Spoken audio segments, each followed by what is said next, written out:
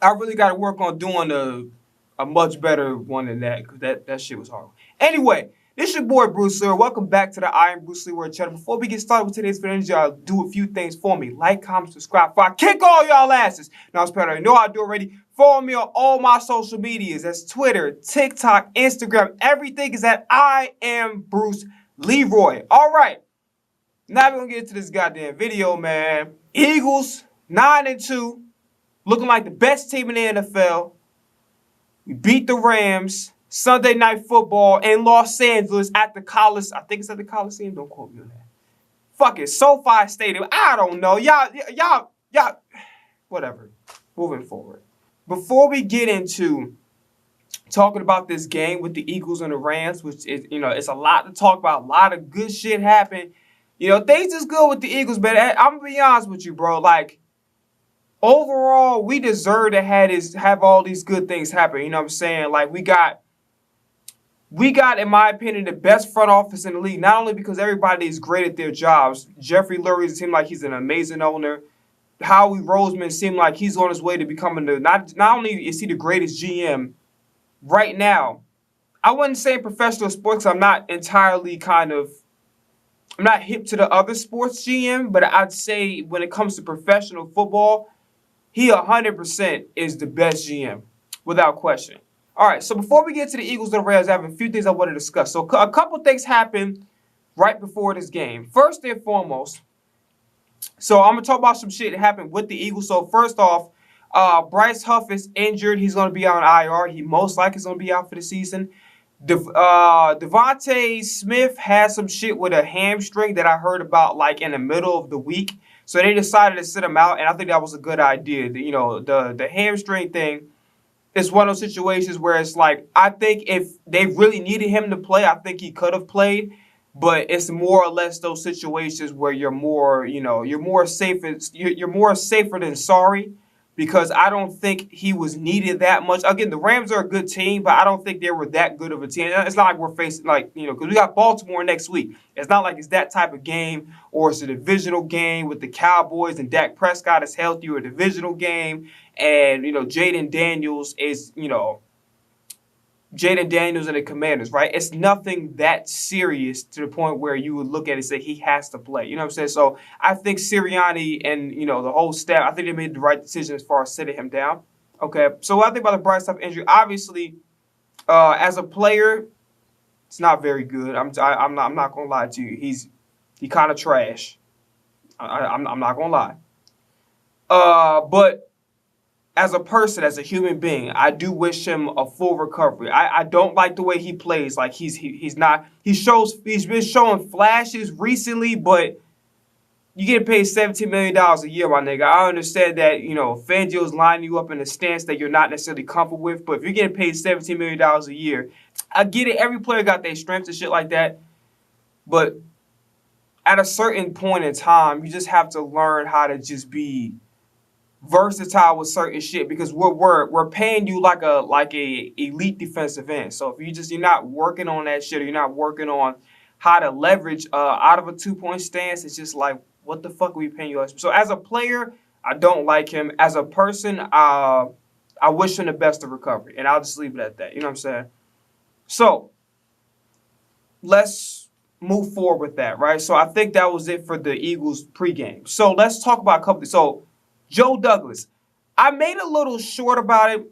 I decided not to release it because I was doing a whole bunch of stuff and I didn't like it. So Joe Douglas got fired, all right? There was rumors circulating around that, we should get Joe Douglas back, right? Because at one point in time, he worked with Howie. There's also been other sources that deemed that Joe Douglas was actually treating Howie Roseman like shit and was actually doing things to undermine him and things of that nature, right? Now, here's what I think of the firing, and here's why. Let's just say, for instance, because obviously, if the rumors were true about how he was treating Howie, his ass definitely ain't coming back, right? But I have some theories to have a conversation about. So first off, what do I think about the Jets firing him? It's actually stupid, and I'm gonna tell you why it's stupid. It's stupid because everything that a GM, the most important job a GM has, right? Like during the moments where, the GM is very active, It's the draft. Clearly, that already happened. We literally just got finished week 12. We're now on week 13, right? So the draft is over with. The draft is over. Free agency is over with. Free agency obviously comes before the draft. What else? The trade deadline just ended. Like I think like week 9 or so. Week 9 or week 10 or some shit like that. I think it's week 9. So week 9, the trade deadline's over. How does your team improve firing Joe Douglas? Because no matter who the hell's the GM, they pretty much have to sit idle unless, let's just say if a player gets injured, right? They can go and pick somebody up. But really, a GM at this point in time is idle. Really, the problems would exist. So if there's still problems with the team, it's one or two things, potentially both. It either could be a situation where it's the coaching that's really bad, or it's just players just simply underperforming, or it could be both. But generally speaking, at this time of the year, the GM has pretty much nothing to do outside of if there is a significant injury that happened to us, a particular position group, then it would make sense for the GM to be like, okay, let's just go get X, Y, and Z. But you're not going to get any game-changing players because the deadlines for that to happen would be free agency, the draft, and the trade deadline. That shit is completely over. So the only thing you could do is cut a player, grab a player that's already in free agency, or just keep an eye out for players that are dealing with injuries and then maybe sign somebody to practice squad and things of that nature. But at this point in time, outside of normal operational shit, there's nothing the GM needs to do right now. So firing him in the middle of the season was just very fucking stupid because clearly this is not what's going on right now. I think overall, listen, this is what I think about the job that Joe Douglas has done. I think Joe Douglas has hit on something, right? Breece Hall is a Pro Bowl talent. I think he's a top 10 back in this league. He's obviously got some really good players in the building. Obviously getting Devontae Adams was huge, but we'll talk about that a little bit later. Quinnen Williams is a stud. I'm not sure if it's his brother or his cousin. He's really good too. Sauce Gardner's really good. The defense is actually really good. Like he did a really good job drafting on the defensive side of the ball. And then obviously Garrett Wilson is also a very good player. And I think if he plays with a better quarterback, he's definitely a top 10, maybe a little bit like maybe 11 or 12 talent in the league at the very least. You know what I'm saying? But I think Garrett Wilson has top 10 potential. He just got to play with a better quarterback. But here's the reality situation when it comes to the New York Jets. And it's something I spoke about, I think, a couple of videos ago. But I'm going to keep it real. Aaron Rodgers, his career is over with. Number one, last year he got an ACL injury. Number two, his last year in Green Bay, his last full season, he played like dog shit for 75% of the season. The last 25%, he kind of cleaned it up. Or I would say maybe the first half he played like dog shit.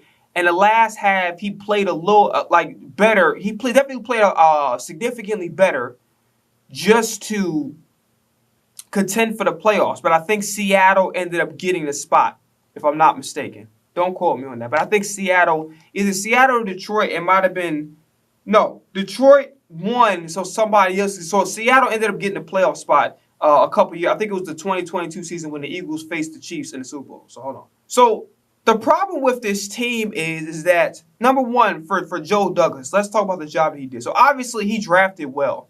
But he did a lot of head-scratching shit. Like, I'll give you an example. Breece Hall proved to be that he's the guy for your franchise, right?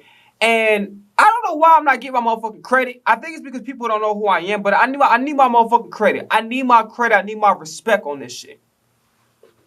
For two things. One, letting y'all know Will Levis was never the guy. Will Levis is a second stringer that could be a spot starter. Everyone's like, oh my God. And I'm like, why the fuck are the Titans getting so many wide receiver weapons? And Will Levis, to me, doesn't seem like he's the quarterback for the future at all. There's nothing I saw. Will Levis didn't even have one great game. He had one good game. And then everyone's like, oh my God, that's the starter. That's the franchise quarterback. I'm like, what the fuck are y'all talking about? The man had one good game in his first start. And y'all were ready to cry. I'm like, why the fuck is the Titans eating up salary cap space that they can use for the defense, maybe to bolster up the offensive line. Why are you using valuable cap space to go bring receivers on the team for a guy who hasn't really shown you enough to prove that he's a franchise? Like, he's the way I watched his games last year for Will Levis. Will Levis is just like, he just a guy that could be he's a solid option at the second stringer, who can, if an injury happens to your starter, he can step in and play a little bit. That's Will Levis. I didn't ever look at Will Levis not one time out his whole goddamn career and looked at him and said, yeah, Will Levis is definitely that guy for sure. He definitely going to be Vince Young in his first couple years in the league, or goddamn Steve McNair. I ain't never look at this nigga and ever say no dumb shit like that, bro. You know what I'm saying? Even I think Tannehill, at least earlier on, played better than Will Levis ever did. To keep it all the way frank with you, like, he played better, especially like I said, the first couple years in Tennessee, he played better. You know what I'm saying? Than any Will Levis game that I've watched. You know what I'm saying? So here's another thing. So going back to trying to stay on topic here, Joe Douglas. Okay, so Breece Hall is out for a season. I forgot what the injury is, right? So he gets out for the season.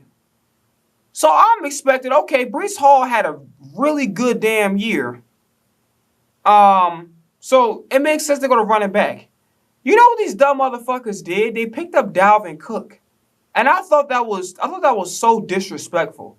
And what I said on social media, y'all can dig it up. I'm not going to go out my way to find that shit. Y'all find it. What did I say?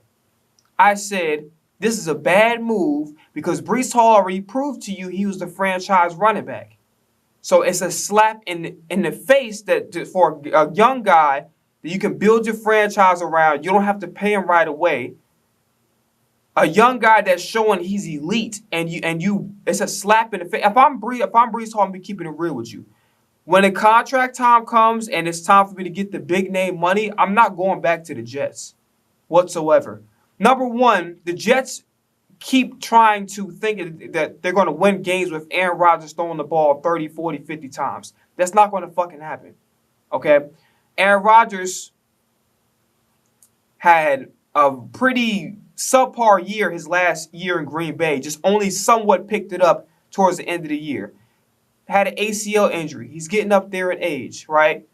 So why the fuck do you keep thinking that he's going through all of what I just said? And the MVP award, while he deserved it, he played largely game manager football. And I remember that season vividly because at one point in time I was a Packers fan. He played game manager football in that year that he won MVP. He wasn't lighting shit up like how Saquon doing, like how Lamar Jackson's doing, even how Christian McCaffrey, Tyreek Hill was doing last year.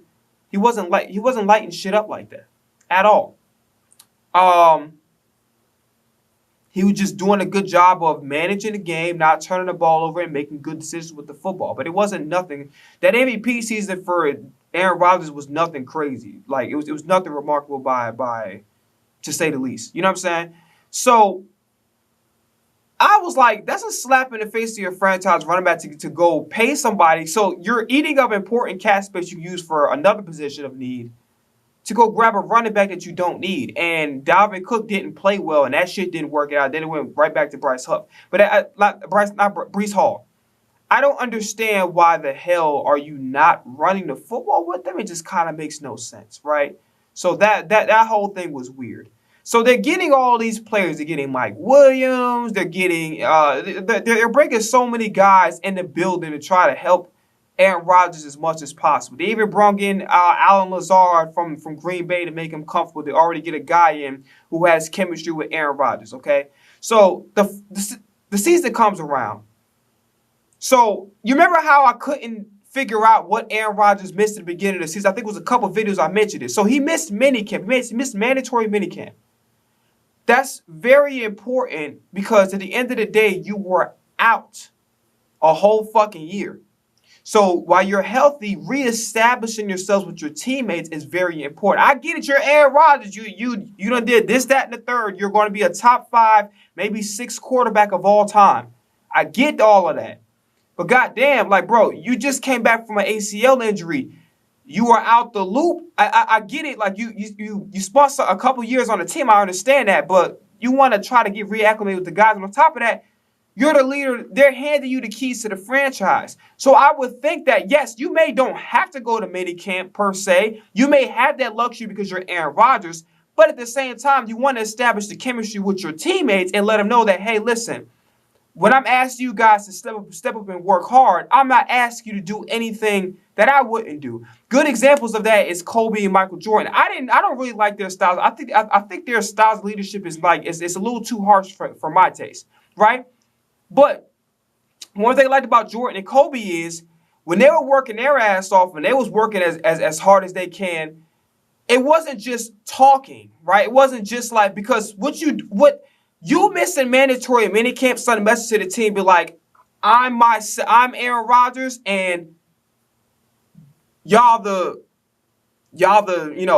separating yourself from the team and making it about you instead of, because at the end of the day, why the fuck would I follow somebody's leadership if the leader is not even doing the things that he's asking me to do? He's asking me to work hard, but you sitting up there sipping pina coladas on a fucking beach chair and shit, up with a motherfucking Black and Mild in your hand. But you want me to sit up there and do all this extra shit for you? No, the fuck I'm not. And even Garrett Wilson got frustrated. If you've been paying attention to the audio bits and what that, like, I don't know if it was like they show some of the footage.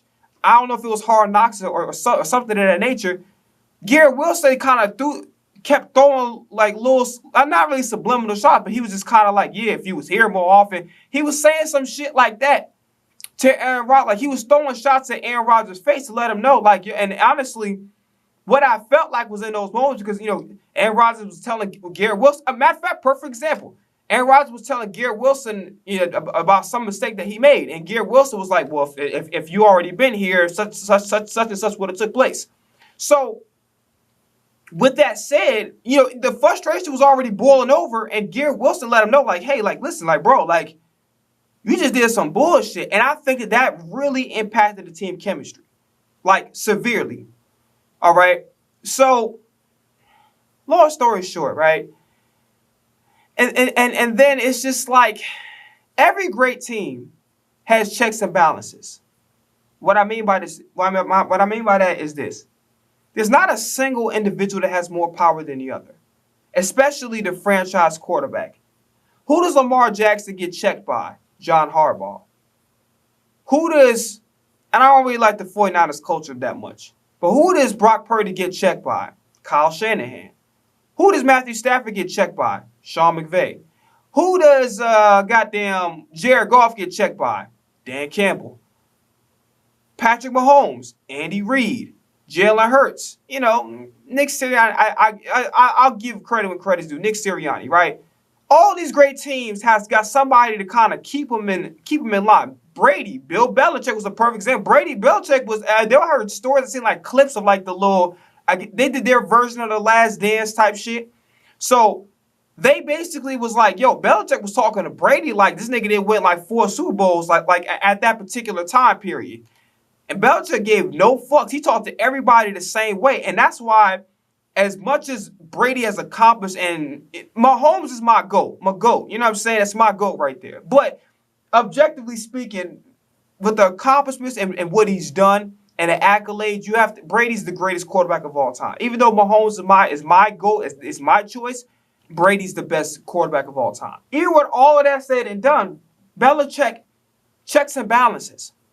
Robert Saleh didn't check Aaron Rodgers. And you remember I had a little short that fucking TikTok ass. Like, I can't, let me tell you something. Let me read about TikTok real quick. TikTok is a bunch of soft ass, mushy ass platform. And what I can't fucking stand about them bitch ass niggas is that when they take your video off or whatever, they be like, so let's just say if I'm like making jokes and I'm roasting it type shit, right? I'm not cyberbullying nobody. I'm just making jokes, just having fun with the motherfucker, right? Because here's the thing, right? So you allowed to post some goddamn comedy specials with motherfuckers, hecklers get in the front row or something like that, or a comedian is on stage roast somebody. So that's okay.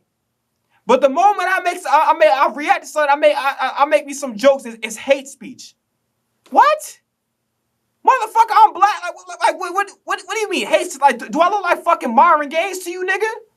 Motherfucking hates. That's crazy. But yeah, TikTok be pissing me off. So I think I might have put it on YouTube as well. So it's on other platforms. It's on Instagram too. Everything's that I am Bruce Lee, right? But long story short, talked about how he brought Nathaniel Hackett over, right? And I think Nathaniel Hackett got demoted or he's no longer the OC, something of that nature. But Aaron Rodgers was like, yeah, they took away my friend. No, he took it. I'm gonna have to say it in this way because I don't know how to. I have to be very direct with it. Nigga, Aaron Rodgers, Nathaniel Hackett was your bitch. I'm just keeping it real. I have to put it out there in the exact way. He was your bitch. That nigga was your personal servant. That nigga was your Foxworth Bentley to motherfucking Diddy. That was your personal servant, nigga. That wasn't your fucking coordinator. Because your coordinator is not going to be your friend. Your coordinator is there to coach you. Yes, there's going to be some relationship, and y'all going to be cool with each other as long as y'all winning, as long as everybody doing their job. Of course, there might be a natural relationship that occurs after that, but your coordinator is not there to be your fucking friend. And Nathaniel Hackett he's not a fucking coordinator, bro. I'm keeping it real with you. He does nothing innovative. There's nothing that like I said in the previous couple videos ago in the Dallas reaction. I said Nathaniel Hackett is not one game, there's not any point in time that I recall or I can remember that say, oh, that was genius or innovative of Nathaniel Hackett to draw up this particular play or this particular scheme. Nobody even knows what the fuck Nathaniel Hackett is known for. That's why when he became a head coach, it was a shit show because the nigga was never a fucking real coordinator. He was just Aaron Rodgers' bitch. He was his bitch, period. That nigga was like, what the fuck did goddamn Diddy say? That nigga was his shorty doo-wop, whatever. You know what I'm saying? That nigga was his personal bitch. I'm just keeping it real with you. I have to say it exactly how it is. The nigga is not a fucking coordinator. He was Aaron Rodgers' bitch. I have to say it exactly how it is so y'all understand the situation. So, long story short, Aaron Rodgers is not playing great. Shannon Sharp said it, and Dan Orlovsky was like, well, I'm not going to say that because who am I to say it? Nigga, you played football. If every motherfucker just like me who never played, I love football, but I never played. I wanted to play it. It shouldn't happen. For whatever, it was a multitude of reasons. I ain't getting into that shit. But I ain't played football. Every motherfucker talking. You got even Paul Pierce. We're going to talk about Paul Pierce. We're going to talk about Paul Pierce right after this shit. So bottom line is this, bro. Aaron Rodgers need to retire. He don't throw the ball the same way. He kind of throw the ball lazy as fuck. And he accepts no accountability. If you see him in his interviews, he threw Mike Williams under the bus. So was it Mike Williams' fault? Yes. But there's a better way to handle that with him being your teammate. He threw him, and then he threw his offensive line under the bus too.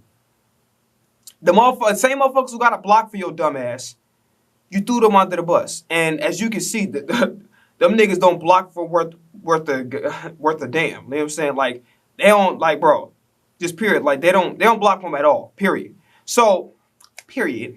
But anyway, moving forward with that, the GM firing does absolutely nothing. Now, I have a theory about Joe Douglas undermining Howie Roseman.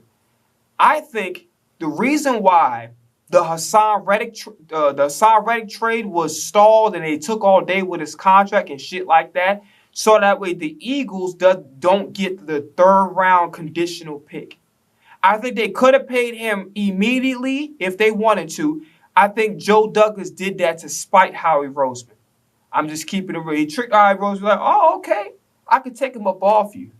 But I ain't giving you a pick for this year, not even for next year for 25. I'll give you a 2026 third round pick, but it's not really a third round pick. It's conditional. So at worst, you're going to get like it was a conditional. Okay.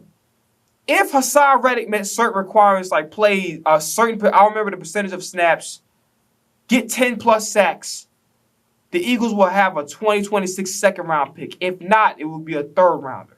So he probably did that shit just to spite Howie Roseman. Let's just say if all the rumors were true about Joe Douglas' relationship with Howie Roseman. That's why I'm thinking that, because it makes no sense why the fuck would you trade for a player and you understand the number that he's asking for and you're not giving him that number. And literally, it was so fucking easy that like when they finally signed Hassan Reddick and the pen and paper was signed and shit and things of that nature. When that pen and paper when the ink dried, when the motherfucker signed and no disrespect to Hassan Reddick, I'm just saying this so I can just get the shit over with. When Hassan Reddick signed a goddamn contract, right, and pen and paper signed a motherfucker, all of his fines that he incurred from him sitting out were paid immediately. If that doesn't sound fishy to you, I don't know what does. Particularly off of a team that keeps giving up draft capital over and over and over again. Like sooner or later, they're not going to be able to have any picks to help rebuild this team because this team is in deep shit right now. So they're not going to be able to have enough picks because they keep giving that motherfucker away to other teams because they keep trying to get high-priced ass players as if it's almost a guarantee that you're in a. I get it, you're kind of in a win in that situation, but you're giving up so much shit that in case things don't work out, you don't have a backup plan whatsoever. You just basically just putting all your chips in it, and you know what I'm saying? Once you lose everything, nigga, you going home butt ass naked. Pause. But I'm just keeping it real. Like you ain't got no car, nigga. Your ass is like Ray and Claw from Life, motherfucker. Like your ass is you might run into a motherfucker getting murdered because your ass ain't got you ain't got no money to get home. You know what I'm saying? But bottom line is this: outside of that whack ass joke, Aaron Rodgers need to retire. It's over with. I ever say, well, he should complete the Favre legacy, go to Minnesota. Minnesota don't need that nigga. And I think Minnesota, if they do pull a trigger on that, I think it'd be pretty fucking stupid to do that because you drafted J.J. McCarthy for a reason. Now, personally, I think it was a bad pick. I think they should have gotten Michael Penix Jr. because Josh Dobbs proved what they needed for the offense to excel was a mobile quarterback, right? And on top of that, Sam Darnold's actually playing pretty good. So I don't get why you wouldn't resign him. He's not going to be asking for no big-ass contract. You know what I'm saying? So why not resign? Just in case if J.J. McCarthy not working out or maybe he loses his job or maybe J.J. McCarthy just needs more time to just learn and then just like Jordan Love, after about like 5th, 6th season, he ready to go. You know what I'm saying? Versus you sitting up here and you're relying on a guy who off of a very significant injury and might not play up to standard. At least you got a veteran who knows the system, who's done well with it, and somebody that can get the ball to Justin Jefferson. You know what I'm saying? So now we're moving on from that. I talked about the Daniel Jones shit, and I apologize. My phone did some stupid shit where like the audio and the goddamn motherfucking the audio and the visual aspect doesn't match. Don't ask me why the fuck. Like, and I know I could have fixed it, yeah, but I just put the shit out. So I apologize. Like my phone did some dumb shit. So obviously, like I talked about in the video, it was very stupid for the Giants to get rid of Daniel Jones. They had to get rid of him eventually, right? Because he's clearly showed y'all he's not the guy. Fine. No problem. But now, are you sure that Tommy DeVito's good enough to be your quarterback for the rest of the year? Are you sure that anybody else in free agency right now is good enough to be your quarterback for the rest of the year? I mean, you might also just tank at this point for Shador. But I don't even want fucking Shador to play for New York. I want Shador to play for Dallas. I don't want to play. I ain't gonna listen. Dak signed a contract. They really need to get. If the Dallas Cowboys are smart, they're gonna get Alshon Gentry. I think that's his name, because they need a run game. Okay, so you didn't want to part ways with Dak, which I thought that they should have done. I think it would have been good for Dak and good for the Cowboys to kind of do like a complete rebuilding. But they chose not to. It is what it is. So now that you decide to lock in with Dak, because otherwise I would say like, yo, go grab Shador, grab a running back in free agency. Now you need a running back, because to get Shador when you already have Dak is just fucking. It's just, I'm not surprised that if Jerry Jones make this move, because that nigga's just a senile dumbass fuck. But in case he doesn't, in case he still, the brain still works. You know what I'm saying? Like all the screws are tight and shit. Just in case, the smart thing to do is to get you a generational talent at running back, And now you're back to Super Bowl contenders, and now you re-signing Dak wasn't a whole waste because you can take the ball out of his hands because you have a generational running back. And now you can compete with the Eagles, I guess. I don't know. But that would be the smart thing to do. And then build your offensive line around, go grab another free agent. That would be the smart thing to do if I'm Jerry Jones. And on top of that, you ain't got to pay because you're a salary cap hell, you don't have to pay Gentry for like at least like 3-4 years. So you got a generational running back for damn near for free. Not for free, but for cheap for cheap as hell. You got him for 3-4 seasons. Like that's a no-brainer if I'm Dallas. If the nigga's smart, which he's not, but let's just in a perfect world. Well, imperfect because I don't want the Cowboys to be successful at that motherfucking thing. The only thing I want them to do is the same cycle. Only difference is the cycle just a motherfucker like the goddamn washing machine shaking. That motherfucker about to burst and the clothes is up in the air and shit, and then the house is flooded. The cycle is finally over with Dallas. Like it's a shit show. They won because of Turpin. Because Turpin, let's just keep it real. All bias aside, he's definitely the best kick returner in the league without question. But yeah, so talk about Daniel Jones. It was just stupid to get rid of him. You got to get rid of him eventually because you do need a quarterback. But to get rid of him right now is just dumb. I don't know if Archie Manning is going to be in this draft or the next draft. I think the smart thing for the Giants to do is to grab Archie Manning. Because you already got Eli. You already got the connections, right? Why not get Archie Manning? You know what I'm saying? And he's mobile. And the dude can move. So you understand what I'm saying? Because you already got ties with Eli. I think that would make sense. I don't know if he's drafted this year or next year. If not, I just take another year. Go grab me like a veteran, like the Raiders got Gardner Minshew, and just tank. You know what I'm saying? That would be the smart thing to do. I don't want to see Shador play for the Giants at all. I just don't. So Daniel Jones, I heard. So the Raiders wanted Daniel Jones. You know what this motherfucker said? This stupid ass fucking this airhead helium filled fucking like that nigga don't have nothing. That's probably why he asked. The nigga don't have nothing in his fucking brain except somebody blowing helium. I'm Daniel Jones. How you doing? But my voice is fucked up. I thought it was gonna be funnier than it actually was. Anyway, moving on. That shit was kind of cringe. Now, Daniel Jones had an opportunity to play for the Raiders. And the good thing about the Raiders is Gardner Minshew isn't necessarily guaranteed the starter. He's just filling in because the Raiders need a quarterback. Just imagine you can save the Raiders some money, some time if you go over there. Learn the system. You're a backup at the worst. So at the worst, if you don't play and Gardner Minshew starts for the whole year, that's be your time to kick back, relax. I'm getting paid regardless. I'm going to chill, kick back, relax, and I could have another starting opportunity in the NFL. You know what this dumb motherfucker said? I want to play for a playoff contender. You dumb bitch. That's what supposed to have the motherfucking New York Giants, nigga. What the fuck is you talking about? That was supposed to be the New York Giants this year. When you got Malik Neighbors? That ring a bell? That was supposed to be the New York Giants, nigga.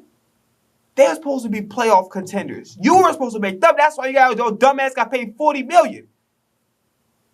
That motherfucker needs to go to jail. I'm telling you right now, nigga. I will pull the what's that guy name? That guy Rondo? The one that's a Commanders fan that's kind of like he's an up-and-coming streamer that's low-key famous. Nigga, I'll call the fucking NYPD, nigga, and have them arrest your ass, nigga. Matter of fact, I'll go to New York myself, nigga, and do a citizen's arrest. I will act undercover, nigga, I'll pretend to be like a homeless person, be like, hey, man, you gotta spend time. Like, you want to get your motherfucking ass on that car, nigga. Citizen's arrest. I will do it personally myself. Because for you to say that dumbass shit, talk about some playoff contender, have you lost your motherfucking mind? Have you lost your marbles, nigga? Where my marbles, Gina? Where my marbles at? Have you lost your fucking mind, bro? Let me help you find it. Send me over to New York. I'll help you find your motherfucking mind. I'll start to flashlight. Like, hey, Daniel, excuse me, DJ, what are you looking at? Are you seeing stars out here? I'll help you find your motherfucking mind for you. I can't fucking talk. This nigga done lost so I will be a playoff contender. Are you fucking... bro, that shit was crazy. That's not like nigga, you're a fucking idiot. You play like shit. The whole world knows that you're ass. Even your fucking your rookie wide receiver is calling your ass out. He basically said like, yo, it's not even really just Daniel Jones, but he clearly did not even look like he was happy to be drafted to New York. Okay, so the whole world knows your ass. Why don't you try to repair your fucking reputation? And why not play in Las Vegas? Why not? Why not give yourself why not? You fucking idiot. Why not? If you still want to play football, why not try to salvage your career? Anything happens to Minshew, you're a starter.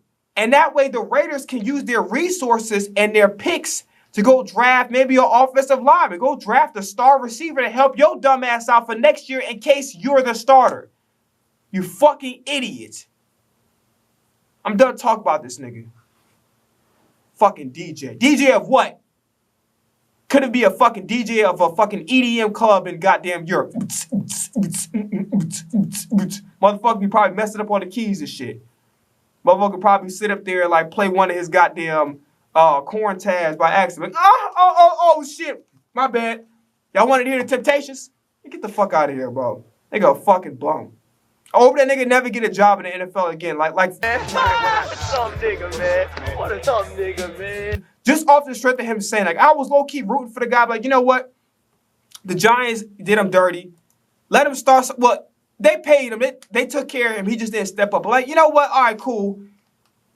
He didn't play well. Let him have like a Ryan Tannehill kind of transition, at least the first half of it. And let him go somewhere else. Let him have like a little Sam Darnold, Baker Mayfield type of thing, and he go venture out and go do his own thing. You know what I'm saying? Then he'll have a career resurgence somewhere else. So I was low-key rooting for the guy until he said that dumb ass shit. I'm like, you know what? Don't get that motherfucker. Like, listen, put my fries in a motherfucking bag, bro. No salt, bitch. All right, let's get into this game now. Oh, before that, Colt McCoy. Colt McCoy, you're a fucking bum. You're a fucking career backup, nigga. You're not even a spot starter. You're a second stringer. You're a light number 2. That's really a number 3. Colt McCoy, you've done nothing remarkable in your career. You were decent in college, I guess. I think the nigga went to Texas. You were decent in college. You were, I'm not going to say you're a bum, but you were a street peddler. You're not a bum, but you're a street peddler, nigga. Who the fuck do you think you are? What is up with these backup bums? These irrelevant ass, underachieving bums. First thing we got David Carr. Then we got goddamn Chase Daniels. Then we got fucking Colt McCoy. Maybe some other niggas that I never mentioned. These fucking bum-ass NFL quarterbacks, they got there to talk about Jalen Hurts. Listen, is Jalen Hurts perfect? No. But I think a lot of the issues with the Commanders was more or less of the play calling, and I don't really necessarily, but the only, like I said, the only egregiously bad thing I seen out of Jalen Hurts and that Commanders game was that throw to A.J. Brown, which could have been because he was concussed, low-key. It happens. But normally, Jalen Hurts doesn't throw the ball like that. You know what I'm saying? I think Jalen Hurts needs to continue to, like, he did really, like, this game, he was phenomenal throwing the ball on the run. Like, that was the best performance I've seen out of him throwing on a run. Probably, I would say, either his whole career or, like, the last 2-3 years. Like, he was throwing on a run, pinpoint, accurate-ass passes. It wasn't just rolling out just to run. He was rolling out and dropping some dimes. And matter of fact, we got to change, speaking of which, we got to change Danny Dimes to Danny Pennies. Now, that nigga not even worth a penny. He doesn't even deserve a fucking penny. That nigga deserve, like, somebody get this nigga a food stamp and tear that shit in half, bro. Like that's what that nigga's worth. That nigga's worth a fucking food stamp that somebody licked, slobbered over, and tore in half. That's fucking, that's goddamn motherfucking Daniel Jones. Colt McCoy, shut the fuck up. Nobody wants to hear from you. Who the fuck is Colt McCoy? Nigga, I'm like, literally when somebody say Colt McCoy, you're probably like, if somebody's in a barn and they got a horse, but like, probably the goddamn horse will fucking react. Like, nobody knows who the fuck you are, nigga. You're a bum. You're a fucking bum. Nobody knows who the fuck you, like, you're get the fuck out of here. Paul Pierce. Anytime that Kevin Garnett, who be saying some wild shit, even though he's the most sensible, you went on this nigga platform, right? And you definitely were intoxicated. This supposed to be somebody that you're close with, your friend in a way. You know what I'm saying? Your pain don't fucking matter. And why? And listen, If he decides on his own platform to talk or whatever, yes. But why are they giving this nigga airtime? Why are they giving a former NBA player airtime to talk about football? Why? And then this nigga is delusional enough where, bro, like this nigga said he's better than Dwayne Wade. You're a better shooter than Dwayne Wade. I think that's obvious. You're not a better player than him. You didn't accomplish more than him. You didn't. You are a very good player. I think in some aspects underrated, but you didn't accomplish more. You didn't accomplish more than Dwayne Wade. At all. At all. The fuck are we talking about? You are not even, I'm not even comfortable saying you were the best player of your team. Nigga, it was Ray Allen. You're not even really the best player on the Boston Celtics. What the fuck are we talking about? You weren't even the best player of the Boston Celtics. Did you by yourself take your team to the NBA Finals? No, you did not. You are a part of a big three, nigga. You blended in like a goddamn iguana on a tree. You blended in, nigga. The fuck are you talking about? Stop speaking on shit. Like, at the end of the day, he can speak on whatever the hell he want to speak on. But, like, why the fuck does ESPN need to give airtime? We don't give a shit, no disrespect. Unless it's the Super Bowl and they're doing Super Bowl coverage. We don't give a flying rat's ass with any other athlete that doesn't play football talk about football or give an analysis about football, about court, because he doesn't know shit, okay? Here's a reality situation, all right? I think from here on out, there needs to be like a nationwide ban that any quarterback who is not a starter and had had a loser, like their playoff record is either is below 500 and they weren't an NFL starter for 75% of their career, they should be banned from talking about the Eagles. Not just Jalen Hurts, just the Eagles in general. Because I don't want to hear what the fuck they got to say no more. All right? So fuck them. No, fuck them. Fuck them. Bernie Mac. Fuck them. All these jealous ass bums. And Brett Coleman, I used to have respect for you, my guy. I used to have respect because I'm like, when he finally broke down the Eagles' problems, I'm like, yo, this is what I've been saying. Where was my clout? Where was my virality? I've been saying this shit for like 2 years. I said the Eagles need more single back plays, need more plays on the center. I said that the blitz comes a little easier because they got to wait all day in the shotgun. They need to run the ball out. That's what the fuck I said. So I'm looking at this guy, I'm like, oh, he's making sense. This what I've been saying. Okay? He does pretty good analysis. He definitely knows more football than I do. Okay, I respect the guy. Then he says, well, Sirianni, and listen, I've had my criticism with Sirianni. Sirianni made some mistakes this game. I'll tell you a couple. So, first thing about Sirianni, 4th and 7. Why are you doing a quarterback draw with goddamn Jalen Hurts? Kellen Moore, I'm gonna blame you for this too. Why y'all doing that? That shit was stupid. On top of that, I'm happy the refs gave us at least that. We'll talk about the refs later on. But at the end of the day, 4th and 3 versus 3rd and long. Why don't you just take the 3rd and long? Your defense has been playing lights out for the most part. Why didn't you take the 3rd and long? So what ended up happening was they allowed Sirianni with shit. Listen, a foul ain't a foul unless the ref blew his whistle and I didn't hear shit. But bottom line is, they allowed him to change his mind, which technically isn't allowed. And then, you know what's funny? All the bullshit calls that were on us, this little fucking ref, you know how they got like a certain like retired official, like every sports network that got the game on, they got like a retired referee or like some kind of retired officiating expert or whatever that they go to during like challenges and shit like that. All I heard this nigga do was like, yeah, you can't change his mind. I don't know why he was allowed to do that. He can't change his mind. I don't know why he's done. I don't understand. Why is somebody crying about the bullshit pass interference call about Darius Slay? Why wasn't nobody saying anything about that? About the bullshit call on Cooper DeJean? Where was everybody with that? The fuck? Why is I fucking crying, nigga? Blow your nose. The fuck wrong with you, nigga? Blow your fucking nose, nigga. This not a Kleenex box. I don't give a fuck. I'm doing the AJ Brown meme. Kleenex, bitch. Wipe your fucking nose, nigga. Wipe yourself off. You bleeding. Fuck wrong with you, nigga? Pussy ass nigga. Where was all this motherfucking crying when we was getting cheated? When Darius Slay got a bullshit call, when Cooper DeJean got, I ain't hear nothing. Get them niggas some hot fucking milk in a baby bottle. Get them to shut the fuck up. Send niggas, hush, little baby, don't you cry. Shut the fuck up. Tell them crying ass nigga to shut up, nigga. Go play. Go read him a fucking bed. Go read that old nigga a bedtime. I'm sure his old ass ready to go to sleep anyway. Fucking senile ass. That nigga prostate was acting up. Nurse. Where's my jello pudding? Stupid bitch. Fuck wrong with this nigga, man. They got me going on. We supposed to be having a good time because my team won. I gotta address these bum ass niggas, man. It's crazy. All right, I'm done talking about these bums. Let's get into the game for real. Jalen Hurts didn't even throw the ball that much. 15 for 22, 179 yards, a touchdown, 12 carries, 39 yards. It's kind of like Atlanta. You remember how Atlanta I said that Jalen Hurts actually played a really, really good game despite the fact that the stats didn't display that? That's how I kind of feel with Jalen Hurts. Jalen Hurts made great throws. He was, like I said, that was the best game I see of him throwing on a run. I wouldn't say his whole career, but just in general. But I finally, Jalen Hurts to make good decisions. He was making some beautiful throws. And I think Derek Gunn said something about that he has one of the prettiest deep balls in the NFL. And I 100% agree. Ever since the bye week, 2022 form, just accurate as fuck, just dropping it right in the breadbasket and everything. So shout out to Jalen Hurts, man. Jalen Hurts, man.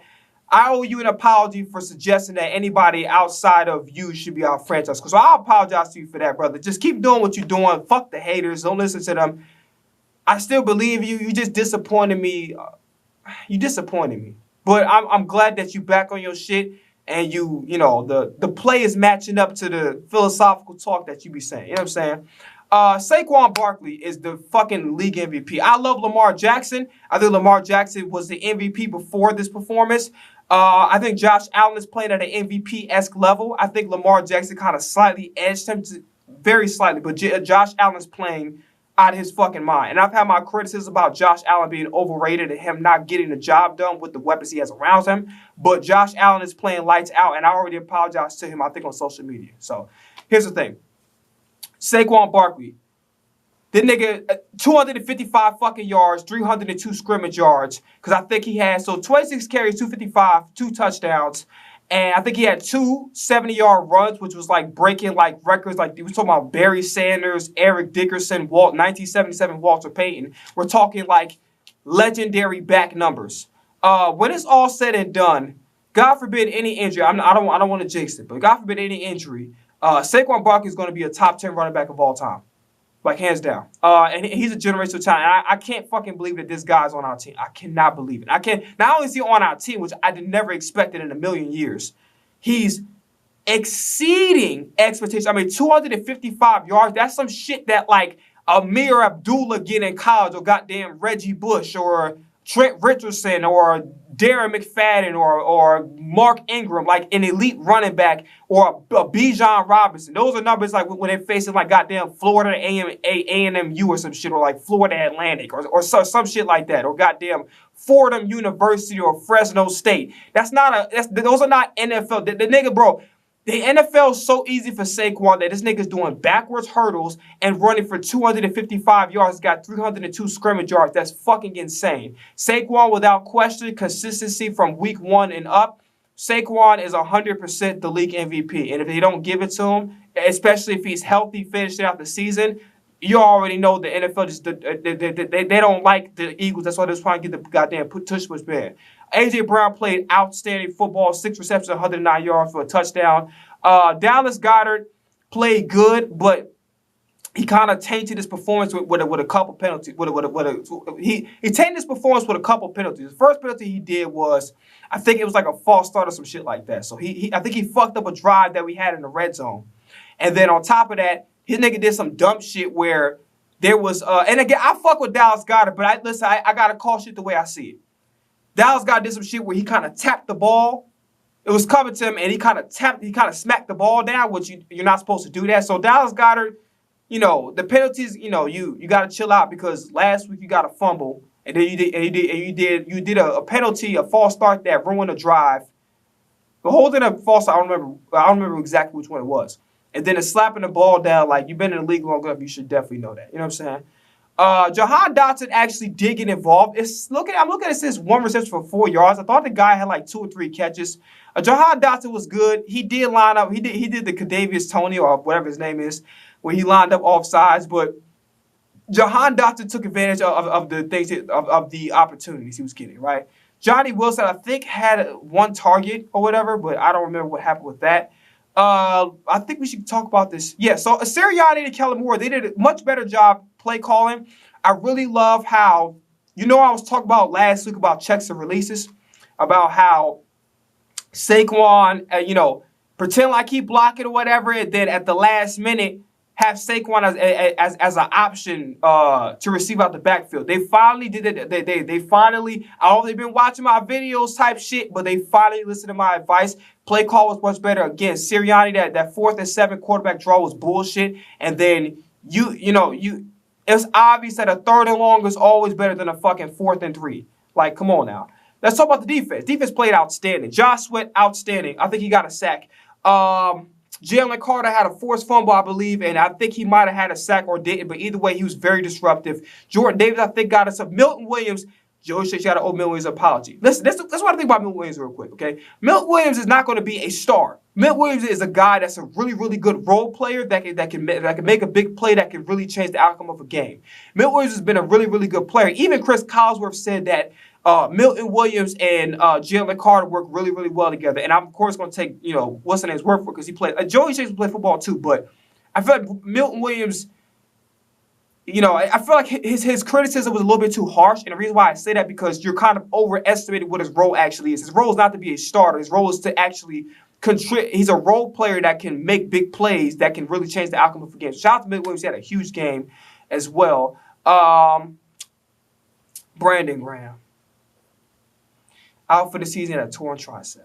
Listen, Brandon Graham, if this was your last game as an Eagle, I want to say that from the bottom of my heart, as an Eagles fan from Chicago, I appreciate everything you did for us, from the Super Bowl to your leadership to, the personality you have to making us laugh and to, you overcoming an ACL to be a dominant player and then, you playing well. Bro, he had his best game of the year, probably in the last couple years, and it was very unfortunate. I mean, dude was all over the place, like sacks, pressures, stopping a run. Brandon Graham was doing every fucking thing in the book. So Brandon Graham was outstanding. That's probably the best player on the defensive line, which is actually kind of crazy to think about it. But man, it hurts like hell. BG, for the bro, I love you. Like I love you, Unc, man. Like, listen, man. Like, rest up. Don't ever feel ashamed, bro. You gave your fucking all to the city, bro, to the city of Philadelphia. And as a Chicago native, as a Philadelphia Eagles fan, I appreciate every fucking thing you did for the city, bro. Don't hold your fucking head up high. This is your last game. Hold your fucking head up high. They may not give you a yellow jacket, but goddamn, you deserve a ring of honor. You a Hall of Famer in my book just because of, all that you had to overcome and you playing at a high level and the leadership that you bring to the team and that energy. And BG, man, salute, bro. Like, it's fucked up that he got injured, but it is what it is. So let's talk about the linebackers. Nakobe Dean was fucking outstanding, just all over. And I really like how I gotta apologize to Vic Fangio. I'm going to officially do it right now because I've been kind of dancing around it. I should apologize. Vic Fangio, I apologize.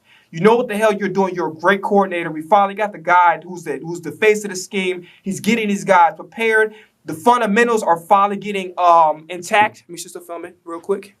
Yeah, the fundamentals are getting intact. Guys are playing the right way. I don't know how you did it. I have my doubts.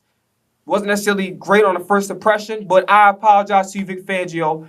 Salute to you and everything you've been doing for this defense. You've been playing great. I know the apology's kind of a little bit long overdue. I should have apologized maybe a couple weeks ago, but I'm doing it now. Vic Fangio, you're that guy. Hopefully we're able to finish holding up that Lombardi for BG, and Vic Fangio, doesn't do what the fuck Jonathan Gannon did, which I think to a certain extent maybe was his fault. Also, here's another thing real quick about Jalen Hurts. We're too harsh on him. I watched the Cardinals game and the Seahawks. I've seen Kyler Murray and Geno Smith, who are both pretty good, especially Geno Smith, who was like, I think he lead the league in one of the statistical fucking categories in the NFL. He leads the league in one of those.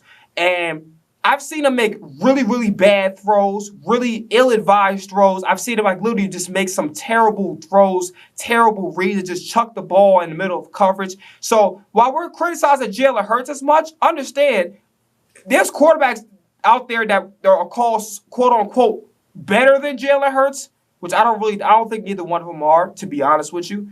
As good as Geno Smith has been playing, I don't think neither one of them is good enough to win a Super Bowl for the team. That's just my opinion. But I've seen him make egregiously bad throws. Okay, so while y'all getting on what's the name, understand that not perfect, right? Darius Slay had a concussion. Reed Blankenship had an injury scare. We might not get Slay back, but Slay was great. That again, the PI, the refs were fucking horrible. And it went to a point where they ignored Sirianni threw a child's flag. They ignored the motherfucker. They ignored him. I'm like, what the fuck? So that's why I don't feel bad about allowing Sirianni to change his mind, because that's what the fuck y'all get for giving the bullshit PI calls and goddamn ignoring Sirianni when he threw that motherfucking child's flag. That's what the fuck y'all get. Anyway, moving on secondary. Quinyon. So I gotta give Stafford his credit. Stafford got a motherfucking arm. He interception prone as hell, but he got a fucking strong ass arm, because he was throwing some dots to Puka Nacua and Quinyon when he allowed those catches. I'm not really blaming it on Quinyon, because them bitches was like those are perfect throws right there. Ain't nothing you can do about it. I don't care what kind of corner you got on. You got Deion, Champ Bailey, Darrell Reeves. Ain't nobody defending them passes. Like them passes, them shits to Cooper and goddamn what's the name with dots. First half kind of scary, especially in the first quarter, because Kyron Williams was running all the way the fuck over. But Vic Fangio made the adjustments, was more aggressive, and the team tackled better. You know what I'm saying? The Gene played fantastic, was really good. Chauncey made some really good plays, tackling as well. Isaiah Rodgers is just up and down, and he need to be more consistent, right? Like it's just sometimes he'll be like, oh, like he'll make a good play, and then he'll follow it up with like a couple of what the fuck are you doing? So Isaiah Rodgers, I'm giving him more time. He wasn't terrible, but I need to see a little bit more, especially going to be backing up for Slay. I need to see a little bit more out of him. I'm not going to lie to you. All right? I think that is all I have to say, all right? So the next time I see y'all guys will be after Thanksgiving. So first off, everybody celebrate Thanksgiving. Have a great Thanksgiving, all right? Enjoy the time with your family. Stay safe. I will see y'all after the Ravens game. I'll do my recap. So, the button episode. It's going to take me a while because I have the little Tyrone Biggins shit going on. All right, so I'm going to have that up as soon as possible. I'm going to try to have it before Thanksgiving. Stop the cap. Stop the cap right now.